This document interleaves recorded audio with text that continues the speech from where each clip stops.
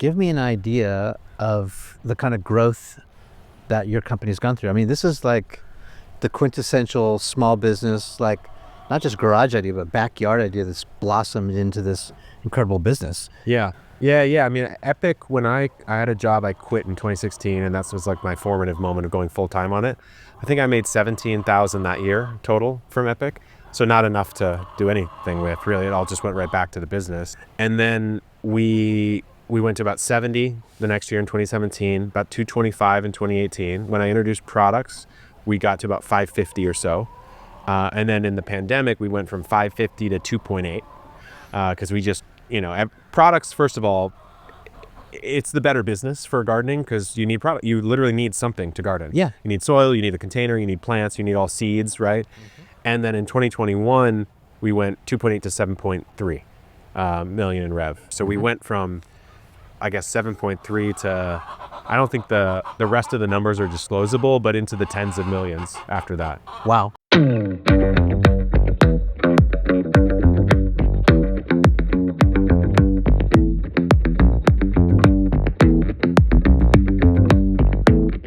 My name is Kevin Espiritu from Epic Gardening, and you're on Behind the Brand with Brian Elliott. Everyone, welcome to another episode of the show.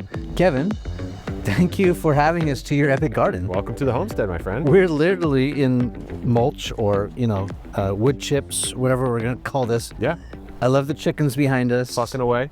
As we look out this way, which the audience can't see much of, we'll do some B-roll afterwards. It's an Epic Garden. Mm-hmm. I usually ask my guests, how did you get this job? Yeah, I didn't. Sometimes I'm like, is it a job? I can't even tell sometimes.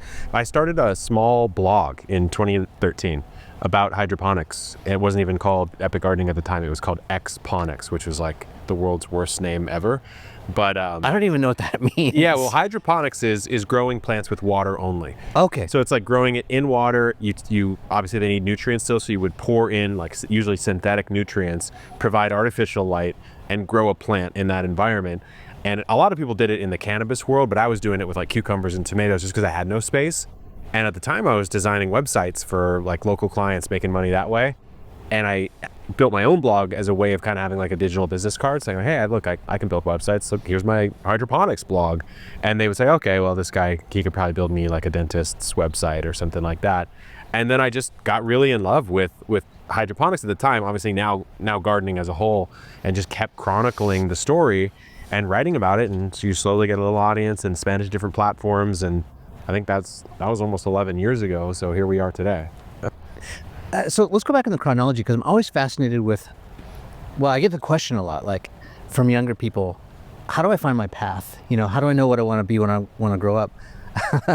If I want to grow up. So did you know early on what you wanted to do, or did you have suggestions from parents, or how did you get that figured out? The earliest thing I thought I wanted to be was an architect. Okay. And in high school, when you go to that career day thing, yeah. I went to a local architect place and was like in CAD looking at stuff. I think they were designing a strip mall at the time, and I was like, this is actually pretty cool. Yeah.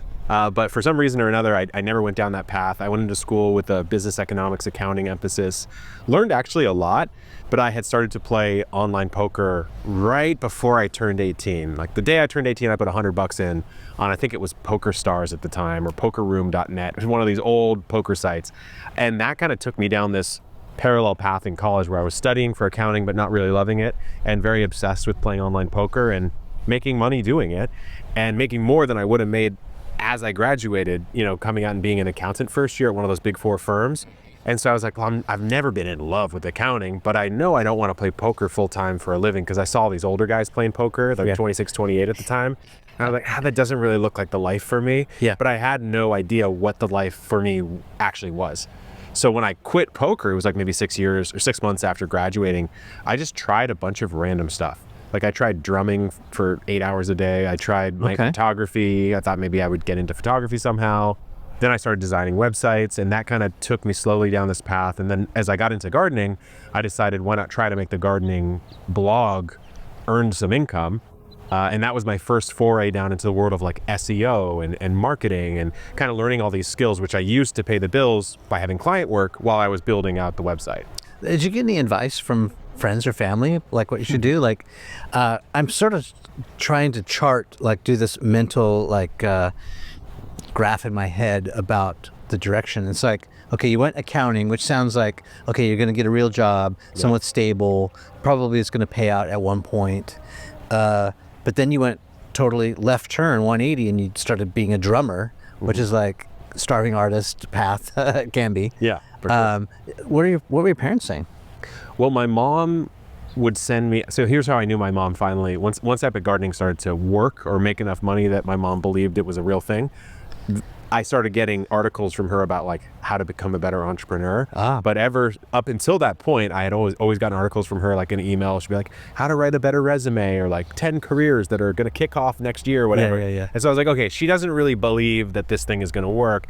But as soon as you have a couple proof points of success start to come in, I think your friends and family go, oh, that's pretty cool, like what you're doing. Yeah. And it makes sense. Like, you know, a lot of people will say, oh, no one believes in you until you've succeeded. I think to some degree that's true, but I think at the same time, like, they're looking out for what's best for you.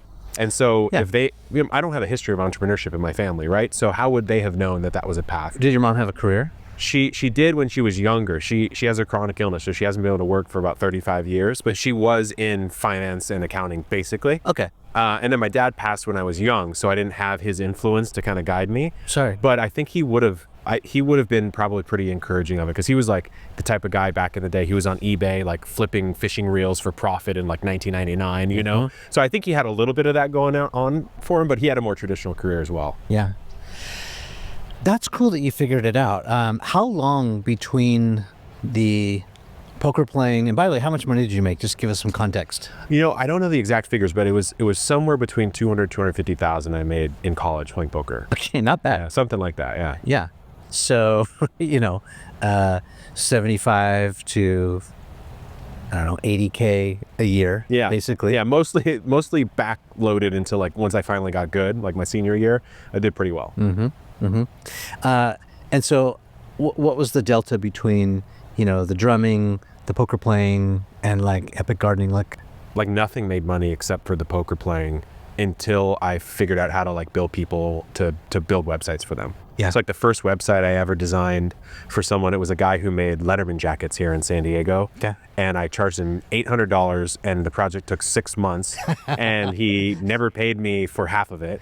Okay. And he like got on TV for being a scammer and being into like cocaine and stuff. So it was like a classic entrepreneurial first mistake of like, didn't collect the money up front, chose the wrong client, undercharged, took too long, like all that stuff. Were you building it like on Squarespace or Shopify or? Back then, it wasn't any of that. It was just WordPress. WordPress, it was yeah, WordPress, and there wasn't even really a market for. You'd have to actually code the theme out yourself, because there wasn't like a huge robust market for like building out themes and all that. Yeah. So it was earlier days for sure. Yeah. So this was like 2012, did you say? Yeah, this would have been like 2011, 2012. Yeah. Very early. Yeah. Awesome. Okay. And so you made a few $100 on the website, and then how did you then like literally trip into this gardening? So the gardening was always going in parallel. Like I'd be writing articles, or I think I made my first YouTube video in 2013 or 2014, but I only did it to get articles, more articles read on the blog, which is a totally, like for links, right? Because my brain was thinking about search engine optimization and blogging. Yeah. But fortunately, I put those videos up because those were the first sort of videos on that particular topic, early hydroponics stuff on YouTube, because YouTube was old by then. It was maybe 8 years old, but still, it's not like it was a totally saturated space like it might be today. Yeah. There's not like 100 gardening YouTubers now. There was like 3 back then. Yeah. So it was something that kind of went along slowly as I was making some money doing the website stuff. Yeah. And who are you looking at, like YouTube creators? I think that timing is like heyday of Casey Neistat. Yeah, Casey was on there. The thing about it though is like back then I was using YouTube purely for education. Like it'd be like random tutorials on how to code a WordPress theme, or something like that. Yeah. And there wasn't as much, for me at least, an entertainment draw to YouTube back then. And I was really honed in on what I was doing. I was trying to build the blog, so I wasn't like watching TV or anything like that. Yeah. So super utility. You weren't thinking about formats. We're talking not even camera close. Yeah, format. Not even close. No, I mean literally, Brian. One of the first videos I ever put out.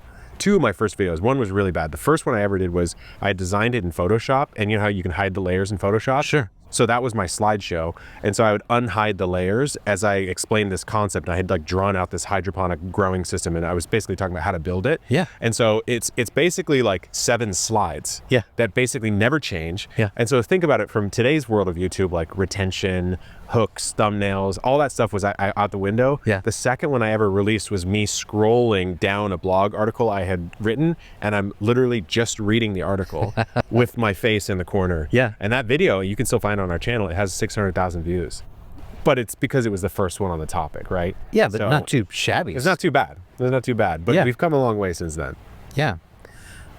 Okay, so how did things progress? Like, were you watching other people and going, I need to get my act together, I need a format, or hey, we need a hook and we need a better thumbnail? Like, A lot of the YouTube stuff, like you're mentioning, came way later, like 2019, 2020. okay. Because for me, the progression of Epic Gardening was, it was a blog, like I mentioned, that was making revenue off of affiliates or ads or brand deals or something like that. Then YouTube came in, and early YouTubers, you make money the same way: affiliates, brands, ads. And then we added in the podcast, which you'd have a sponsorship here and there, but we didn't really sponsor it. And then 2019 happened, which is what, fortunately, before the pandemic, I got this all set up, didn't know it was coming, is products. So we had social going on at the time, Instagram, TikTok barely in 2019, maybe August of 2019. Sure. And so we started to see our audience was like, hey, look, what is that product? What is that raised bed in your front yard? What is that thing? And so I was like, these brands are paying you to be their mouthpiece and get access to your audience. Well, you have access to your audience. So I ended up emailing a company that made this raised bed out of Australia. And I said, can I just sell that? Because everyone wants it. Why not me sell it, right? DTC. Yeah, D2C. And so I used half the money I had at the time and bought a 20-foot shipping container of the product, put up a really janky Shopify store. It was just one page with the product on the page. It wasn't like, a fully built out store. And we pre-sold all those beds, like 500 of them, in a week. And so I had the cash to buy more, and then we pre-sold that, and then, kind of rinse and repeat. And then, of course, when the pandemic came, every home-based hobby just exploded. And so from then I just emailed them. I said, send me literally as many as you can possibly send me. I'll pay you when I sell them. And then that's what we did for pretty much 2 years until the pandemic kind of calmed down. Okay, so what was that initial outlay of capital, like, to buy those? Yeah, it took me, I think I had about 70 grand in my bank account at the time, Okay. which was like not only my business bank account, like my actual bank account. Yeah, that was as your well. net worth. That was all I pretty much had. Yeah. And I spent 40 on that first container of product. Okay, So basically half the money I had. But the logic was simple. I was like, look, what's my worst case scenario here? I could just sell it at cost, I guess. I might lose 5 or 10 grand. Yeah. And that'd be a failed mistake. And I know that the business is earning money in other ways. And so I was like, okay, let's go ahead and do it. And of course, you buy it for 30, you sell it for 90.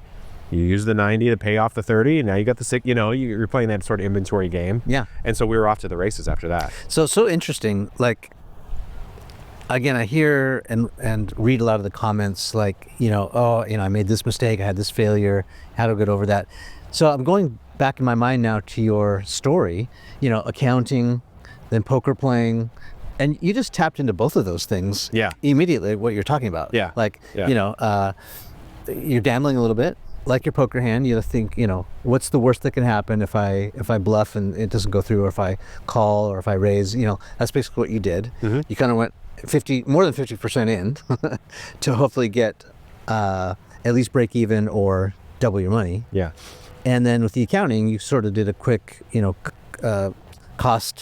risk cost benefit analysis quickly. I would say you're right. I mean, I think in poker, there'd be times when you're playing poker, especially online, when you're playing a lot of hands at once, or you're playing a lot of tables, it's really the law of large numbers. If you can take a 1 to 2% edge, which means 51 or 52% chance, you're going to take it because you know that over the long run, you're going to eke out an advantage. In the real world, you don't really have the sample size to play with like you might in poker. And so, like, say you have pocket aces in poker, that wins 80% of the time against any random hand. So if someone asks you, hey, do you want to put $1,000 on going all in pre-flop, which is just blind basically, and you know you have aces, of course you'd always put your money in because on average you're winning 80% of those hands.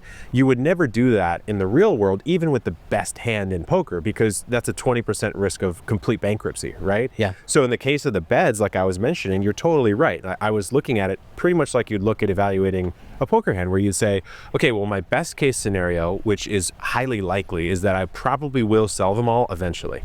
And I'll probably be able to get the price that I'm selling them at, because that's just the retail price. I'm not like gouging anyone, right? Yeah. And my worst case scenario is I could fire sale them at half off or something like that. And that, it's like almost impossible that doesn't sell.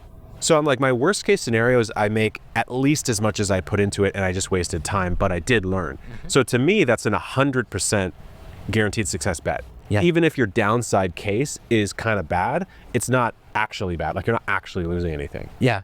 And that tracks, I've interviewed over 500 people over the last decade of doing this podcast. And this sort of is the distillation of all the best advice, which is you constantly got to be doing this risk to benefit equation. And most people who lose, they're the people who never try, or they go all in, and it's like jumping out of the airplane without the parachute. Like you only got one shot at that. If you can't figure out how to, get your landing straight, you're out of the game. All your chips are done. So those are the people who actually lose. Everyone else, there's some sort of learning, but it's a risk to cost. Can you come back and play another day?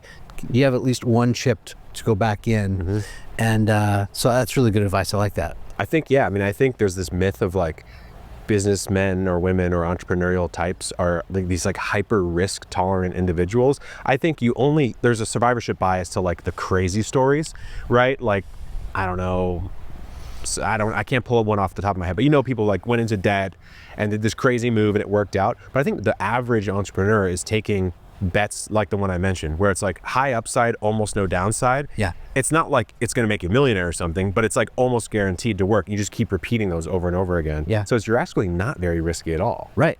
You're mitigating risk at all times. And I'll just go back to what you said. You had 70 grand in your account. You spent over 50% of it. Writing that $40,000 check is scary, but as they say, you've got to spend money to make money. And you did that calculation. You figured, all right, it's going to work out. I think that's brilliant. That's a super good takeaway. Even when $40,000 check is scary. That was freaky. Yeah, I was like, this is the most I've ever spent on anything at one point in time. Yeah. Ever. Yeah. And obviously now that goes out the door daily, probably. Right. But yeah. I mean, it's just it's weird getting used to it. Yeah. We're sitting behind chickens here, in front of chickens. Is this a big expense? What is it? Why the chickens?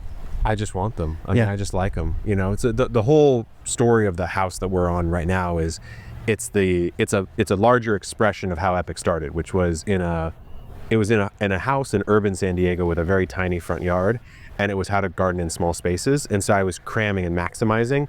And in 2020, when the opportunity to buy a house came up, I was like, well, I want a place with more space, and I want to do everything that you could imaginably do in a suburban backyard. So chickens are actually a pretty important part of a gardening ecosystem, because you can feed the garden or food scraps to them. They'll convert that to manure, which you can use in the garden, and also to eggs, which you can obviously eat. And so I wanted to give them a nice home, so we kind of have a fancier chicken coop here. Yeah. But yeah, they're not, the thing I'll say about chickens, not to go too far off topic here, but they're not economical. Like, it's cheaper to just buy high quality eggs than to keep chickens. Sure. But they offer more benefits than just their eggs. So to me, it's worthwhile. Yeah, they are cute. They're cute. Yeah. It's like You feel like you're on a little farm. Yeah. Fun. Yeah. Okay, what's the story with this mural? The mural, well, it's for filming. Part of it was for filming, because this used to be a cinder block wall that was like gray and bright. Okay. And I'm sure I don't have to tell you, like, that's not great for your levels. Yeah. But I got two guys that were friends of mine. We did this project together. We did a big giveaway where they did these custom painted raised beds. And that went off like crazy with our audience. And so I had them come back and mural up the back wall here with like little elements from life in the garden. There's some of our favorite plants on here. There's different kind of gardening in San Diego elements. I have some family members and loved ones here on the wall. It's just a way to kind of give some color to the space. Yeah, I like it. Okay, so let's go back to the garden. As we're looking out here, can you kind of give us a visual, like start out front and just kind of walk through what's out front and then maybe back here, and then talk about, how you've built your business around that. Yeah, so the one way to think about this is it's just like one guy's dream of what he wanted to do as a kid. Like I used to play like Harvest Moon and Stardew Valley, and I'm like, I just wanted that in my own backyard. And then the other way to look at it is the business perspective, which is every single one of these plants or areas is in a way its own sort of set or engine for creating educational content. And so when I bought this house, in the front yard, there's a raised bed garden, which are these, containers you fill up with soil and you can plant whatever you want in them, kind of an homage to the other garden that I had back in the day. So that's one area. Are you still selling those, by the way? We sell those. Yeah, that's still one of our flagship products. Yeah. And then there's an orchard in the front yard as well. There's fruit trees kind of sprinkled throughout the whole property. And then as you get into the backyard where we are, you have the chicken coop behind me. There's a shed, but then there's a very, very large in-ground planting. So I wanted to experiment with, the containers, which is kind of more accessible for a beginner, and in-ground, which is more, I would say, advanced. It's a little bit more like homesteady or farmy type of approach. We've got a greenhouse in the back. There's a pond. We've got rainwater capture and solar panels going on. And then we've got a test garden over in the corner over there where we're testing our products for like their actual viability as a product to sell, but also we are testing different concepts in gardening and making videos about that. Yeah. Are you following this whole trad wife movement? Oh yeah. Yeah. Well, it's so funny because in our space, gardening, the online community, it's one of the few spaces where both sides of the political spectrum can kind of meet and not like really hate each other and be angry at each other. Sure. I think with the recent, political stuff going on, maybe that's splitting up now, but for a while it was pretty good. For a while people would just be like, hey, look, we all like to grow broccoli. It's okay that you don't believe the same thing as me. But yeah, the trad wife thing shows up a lot. It crosses over very much with the homesteading community. It's fascinating. It's very interesting to me. Yeah, it's pretty amazing. I just think, pendulum swing, right? Like, so the more technology and artificial intelligence comes in, you'll also have what's that? Is it the law of physics, right? Like every action has an opposite reaction, which I think will be people want to sort of get back to basics. Yeah. People want to unplug, get off the grid, grow their own food. Yeah. Yeah, we're seeing that right now. I mean, you're seeing people rejecting all media or traditional media or whatever, or traditional food chains, let's say, and not buying their produce from grocery stores. 100%. And are saying, hey, I'd rather grow it myself. Yeah, and I feel like that's even like a separate thing. So it's like, I feel like we're in this wellness era, thanks to Andrew Huberman and Dr. Peter Attia and all the usual suspects talking about non-traditional medicine. And then you have all the food people, but then you have the homesteaders, the gardeners, the scientists who are, growing fruit. And there's this big umbrella that everyone cares about, which is, just being maybe a little bit more self-sufficient and or more informed about health and wellness in general. You're growing most of your own food? Yeah, I mean, most of the produce, I would say, we grow ourselves. It depends, like, if I want tomatoes right now, I'm going to have to get those from the farmer's market or the local store. Yeah. But for the most part, yeah. And we just picked up like some more food storage. So I've got like a freezer full of tomatoes I can turn into sauce anytime now. So that's one of my goals for this year is how much can I really source from the garden. In 2019, I did a challenge at my old house. I called it Apocalypse Grow. And it was basically, can I survive off of my own garden for a month? Yeah. And I had 3 months to prepare. And I did do it, but I had to grow almost exclusively potatoes because it's calories. Yeah. And I lost like 12 pounds in a month. It wasn't my favorite month of my life, but it was possible even in that small space. Okay. So now I got chickens. I can grow way more calories in the garden than I could in the past. Obviously, I have like multi-year fruit trees now. I think I could do it pretty simply this time around. That sounds like a new format, Kevin. A new show. Yeah. No, I think you're right. Do maybe daily episodes or something like that. Yeah, or just like having people, it's sort of like a reality check. Like, could you, if something really bad happened tomorrow, could you live off of like what you've got on your person or in your house? Yeah. I think you got to get into food preservation, if you're going to do that. Because you got to, like, the lean months, as they would say back in the day. Like, there was a winter when everyone grew their own food hundreds of years ago, for the most part. There was a winter. And then every family knew how to preserve their food through the winter and ration it out so they kind of made it through the winter. Yeah, you're either pickling it or you're putting it in a jar. Salting it, all sorts, hang drying, all that kind of stuff. Do you eat meat? Yeah, I eat meat. Yeah. That's the one thing that I'd like to improve my sourcing on the meat, because sometimes I'll just go to the local, grocery store and get whatever. And I would like to go into like the pastured cattle or the, pastured chickens or that kind of thing. Yeah. I'm playing around with this idea because, like you, I'm thinking about, I have this distribution, I have an audience, but I'm also thinking about products. I have this wild idea of creating, so let me zoom out. I lived and worked in Japan for a little bit. So I love Japan, and Japan is all about quality and just everything is like attention to detail. And I was thinking about developing this bespoke butter from like Hokkaido, Japan, where like the milk is the best, second only to I think maybe Australia or New Zealand cattle, but a nice bespoke butter that you could put on vegetables or you could put on meat. Import it. Doesn't have to be a lot of quantity. I think you got something with this. I'm buying a stick or two at least. Yeah. But okay, so farmers markets. So this is always something that comes up in my mind. Like, there's been a lot of controversy about farmers markets just basically buying from the grocery store and recycling it to you. What's your take on that? I mean, it's a real thing. So we're here in San Diego, California, where I live is 5 miles from Mexico, maybe something like that. And so there'll be some people who will buy a bunch of produce from, let's say, Mexico or a cheaper vendor somehow, and then just market it as homegrown produce. If you go to a farmer's market and you want to suss that out, it's actually really easy. You just have to ask them a couple questions about, hey, where was this grown? And how, like, what kind of treatments do you guys, because they're presenting as farmers, right? Yeah. So they should know how it's grown. This is what I want to know. Give me like, So if let's say you're the guy, right? I say, oh, hey, I'm looking at the lettuce and the tomatoes. I go, how do you guys grow these? Like, what kind of techniques do you guys use? Oh, on the vine. We grow it on the vine. Well, all tomatoes grow on the vine. So you're out already. You're already BSing me. But no, it's like, you want to ask, hey, do you what kind of sprays do you use? Like, do you use organic sprays or not? Oh, we don't use anything. Oh, really? Nothing at all? Like, you don't even use, so you kind of probe a little bit, and they will not have an answer that like any farmer would know. Okay. Every farmer knows what they do to prepare the soil. Okay. Every farmer knows, what kind of sprays they do or don't use. So I should just take them at face value if they say, yeah, all of our sprays are organic.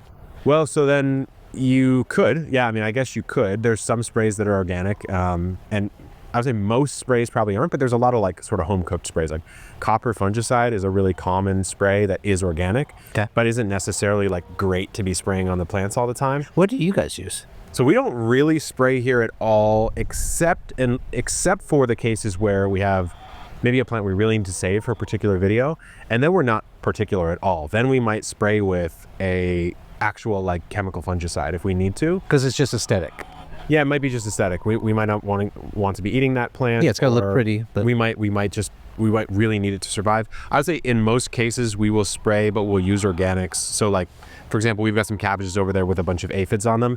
Aphids are weak enough that if you spray them off with water, they'll simply just die off of the plant. So you don't even have to spray them with anything but water. You just got to get them off. Yeah. And then there's diseases like powdery mildew, which are much more difficult, which you might want to hit with like a fungicide of some kind. Yeah. So why are people spraying in the first place? Because they have like, maybe Mexico has more bugs than San Diego? Or it's just a function of, if let's say you're a tomato grower, you're only growing tomatoes, right? So when you're growing one type of crop in one area over many, many seasons, the environment understands that that's what's happening. All the ecology in the environment gets it. And so your tomato hornworms or your aphids or whatever is attacking, like they eventually know that's what's happening there, whether it be a soil-borne pest, airborne, or just a natural pest on the plant. Yeah. And so eventually you get this monocropping type of issue where nature kind of optimizes to take advantage of the fact that you're growing only one thing over and over again. So eventually you start having to spray or treat in some fashion because you're not doing what maybe a more regenerative agriculturist would say, which is like mixing your crops, growing diversity, like bringing in the ecology so that like if there's aphids, there's a ton of birds that are eating all those aphids all the time. Shh. Oh, get more. How do you lay? Do they all have names? I think she's laying an egg right now. She probably just laid an egg. Yeah, they do all have names. Nice. We'll keep her a little quieter there. Maybe that keeps her quieter. I like that. It's nice because you could just come and grab an egg like this, Yeah. Like I think this is one. Yep. That's warm too. Wow. Yeah. We're gonna put it right there. Nice. Take that home if you want. I don't want that to roll off the table. Nice. Yeah, that was the sound of a chick laying an egg for sure. But yeah, I mean, it's one of those things where like it's efficient to grow food by only growing one crop. This is why industrial monoculture exists. Okay. But eventually you erode the soil and nature starts to work against you. So then you combat it by spraying or adding a bunch of fertilizers, and the problem actually exacerbates, which is why we really like to talk about backyard home gardening, because you can grow a meaningful amount of food at home, enrich your life, be healthier, and have a better impact on the environment and your own well-being. I love it. Give me an idea of the kind of growth that your company's gone through. I mean, this is like the quintessential small business, like not just garage idea, but backyard idea that's blossomed into this incredible business. Yeah. I mean, Epic, when I had a job, I quit in 2016, and that was like my formative moment of going full time on it. I think I made $17,000 that year total from Epic. So not enough to do anything with, really. It all just went right back to the business. And was that selling the... That was just like blog ads, I think, Okay. for the most part. Okay. That's all I really had at the time. And then we went to about 70 the next year in 2017, about 225 in 2018. When I introduced products, we got to about 550 or so.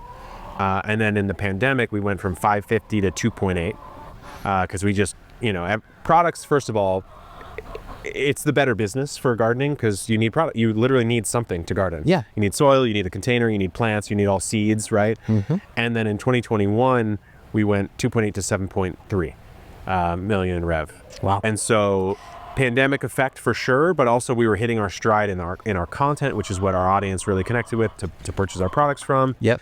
And then since 2021, we raised capital at the very end of the year, and we made a couple acquisitions. So we bought a seed company. We bought actually my favorite seed company, a company called Botanical Interests. And that, obviously, when you acquire a business, you're acquiring revenue as well. And so we acquired that revenue, and then we also grew that revenue the next year. So we went from, I guess, 7.3 to, I don't think the rest of the numbers are disclosable, but into the tens of millions after that. Wow. Yeah. Okay. So many questions. How many on your team? Yeah, team now is roughly 55 full-time and about 20 or so in the warehouse at any given time. Maybe 30. Okay. So more than half is just fulfillment, Yeah. shipping stuff out. And that's the above ground. A lot of it is when you buy a seed company that actually develops their own packets, packs their own packets, tests the germination of the seed, tests for GMO, etc.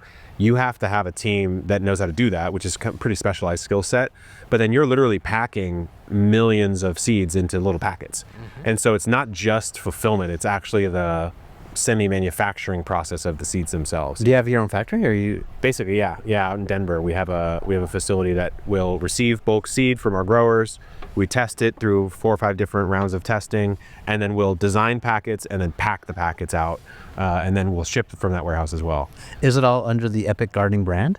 So no. So the Botanical Interests line is Botanical Interests. Okay. We kept the brand because it's an iconic brand. We would never want to do that. Yeah. We did just launch our own seed line. That's a slimmed down sort of beginner's line. Okay. Because we have like 700 varieties with Botanical Interests of all sorts of different, there's like 20 different carrots, for example. But with the Epic line, there's 1 carrot. It's just for beginners. Let's talk about that for a second. So how did you, so let me back up.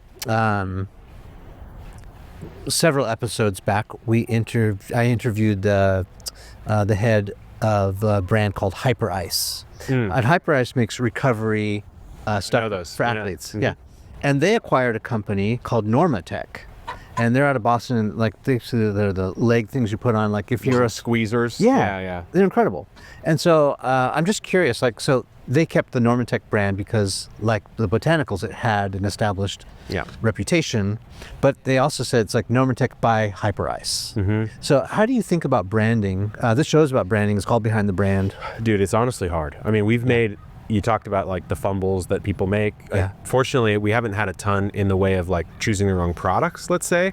But as far as like deciding on branding, it is very difficult. Yeah. Because the Botanical line has been around for, our 30th anniversary is this year. Oh, wow. As a brand. So you would never destroy the brand equity that you've created with Botanical. Iconic packets. If you're a gardener watching, you know them. They're white packets with heavily illustrated fronts, so they stand out in a nursery. So we would never change any of that because that's kind of what everyone loves about the brand. It's what I love about the brand.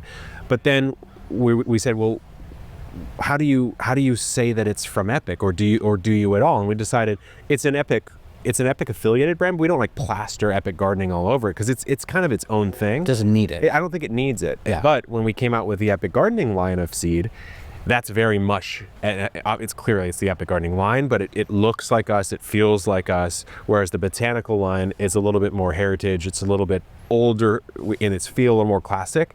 And so we're just like, we'll keep it that way. And yeah, I mean, it's difficult though, because we don't only sell seeds in raised beds. Like I mentioned, we have these things called grow bags, which are like flexible pots. We have a tray line.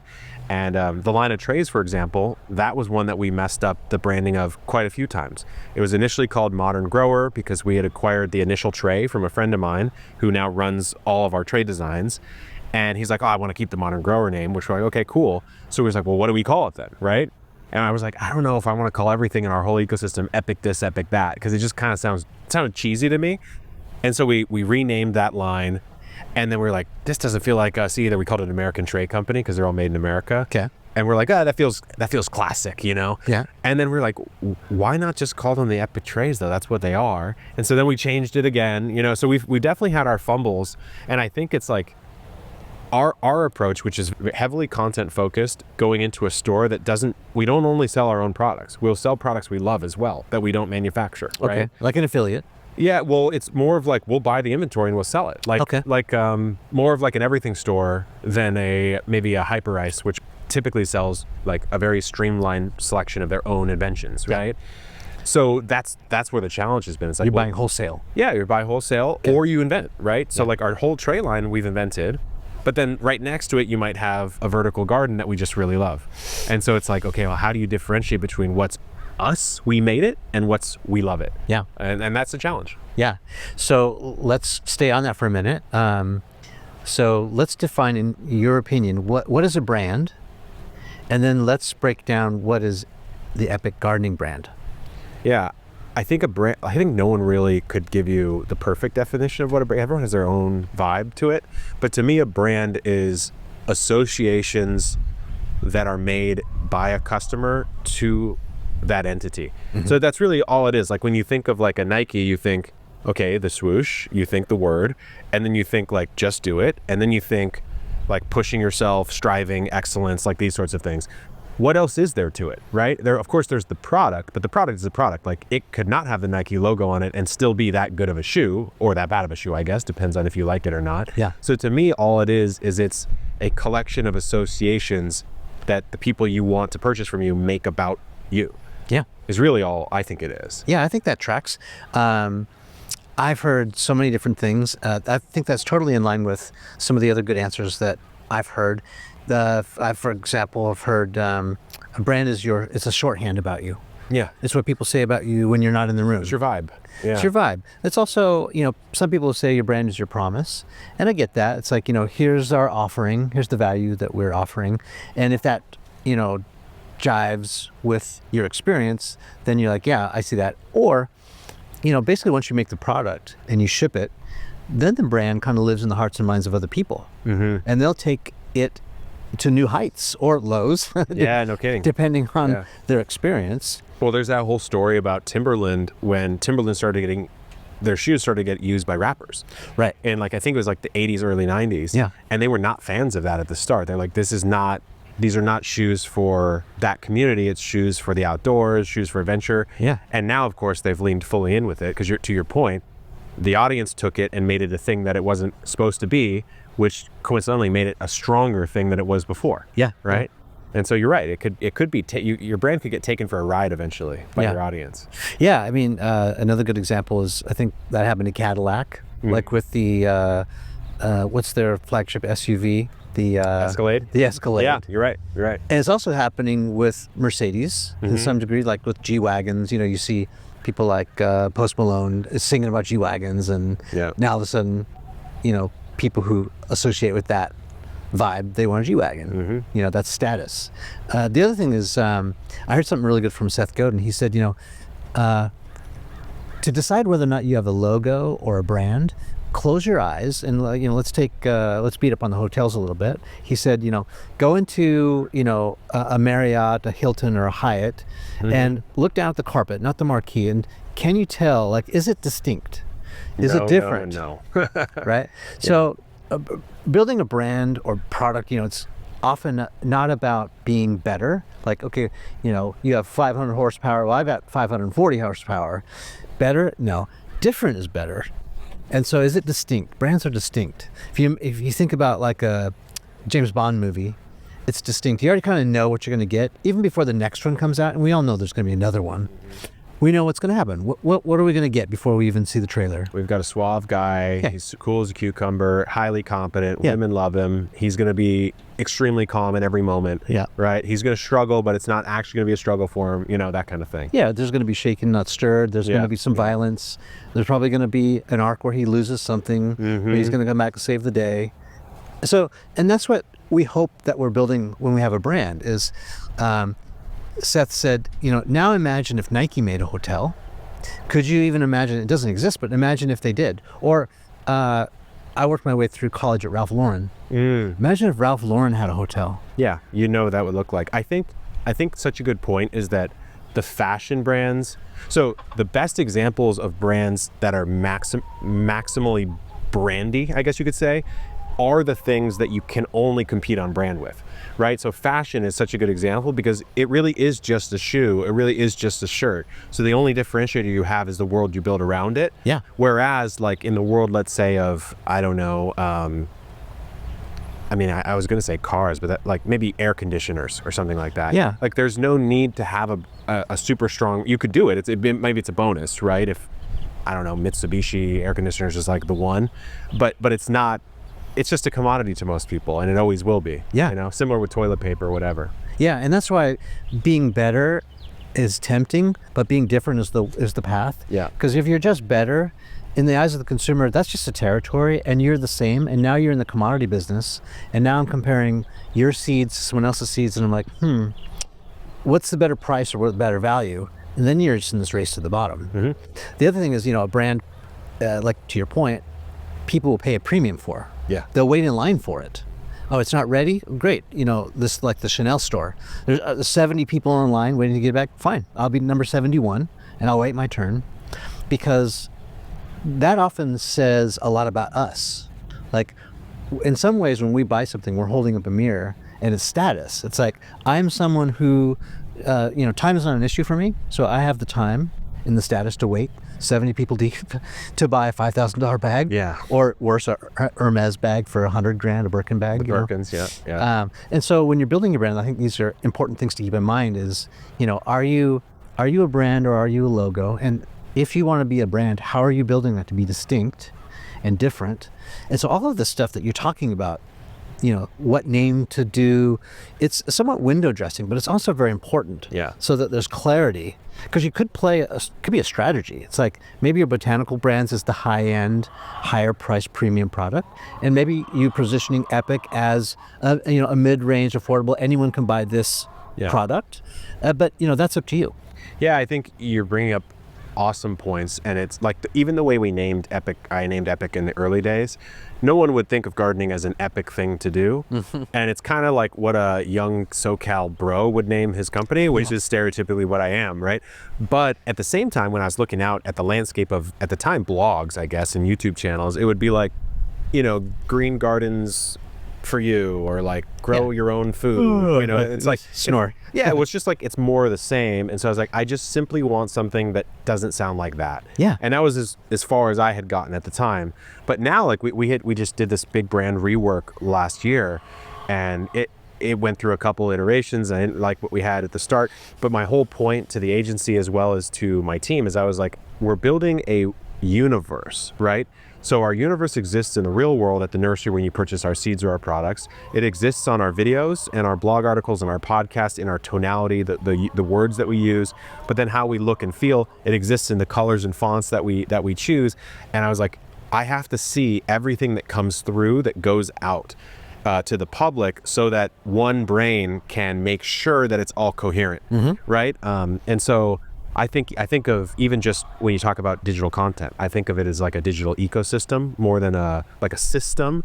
Like people think about it very mechanically. Since I'm a gardener, I think about it very more like organically. Sure. And I'm like, okay, well, YouTube's the brain, Instagram is the stomach, or whatever it is. Yeah. And I'm like, these all have to feel different but similar, you know, like reflections of the same thing. They look slightly different, but you can tell it all comes from the same place. And to me, that is part of the brand. It's like everywhere I go, I know that if I go see something that's from Nike, it has the essence of Nike in it no matter what. They almost never miss. Yeah. Right? And that to me is part of, maybe that's why people say brand's a promise. Like you're promising your audience, you're going to get the vibe every time. Yeah, yeah. You hope so, right? Yeah. You want that continuity.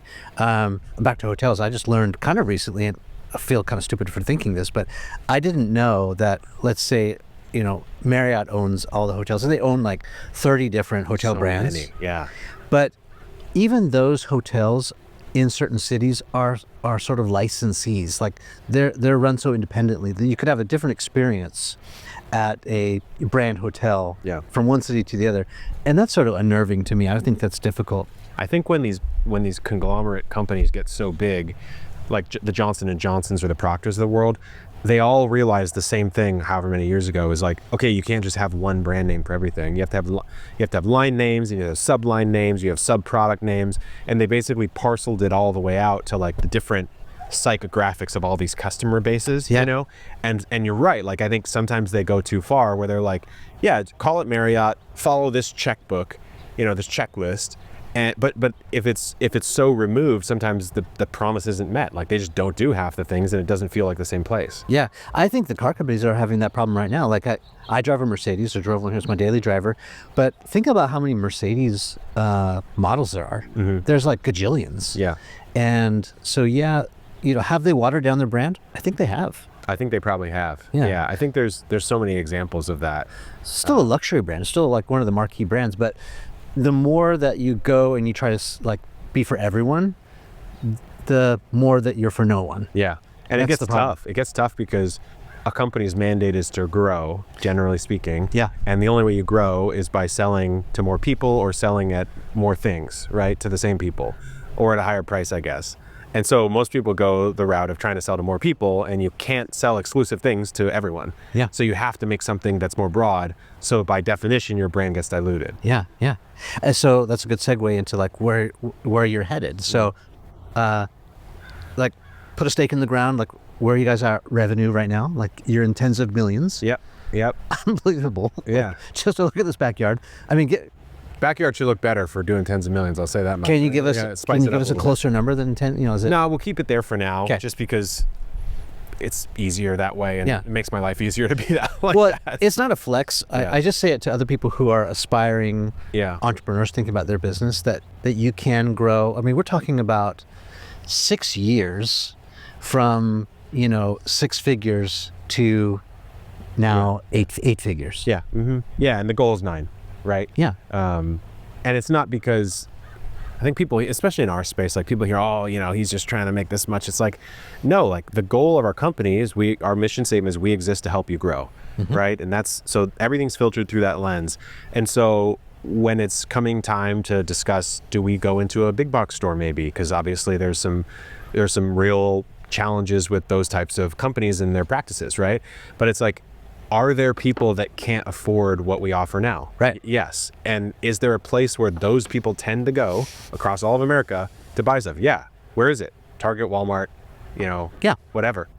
Are we there? No. Well, then are we not serving them? Yeah. By definition, we're not serving them. We're not giving them a low priced offering to get started, right? Like, do I hope that people maybe stop going into the Home Depots of the world and buying like a really crappy plant?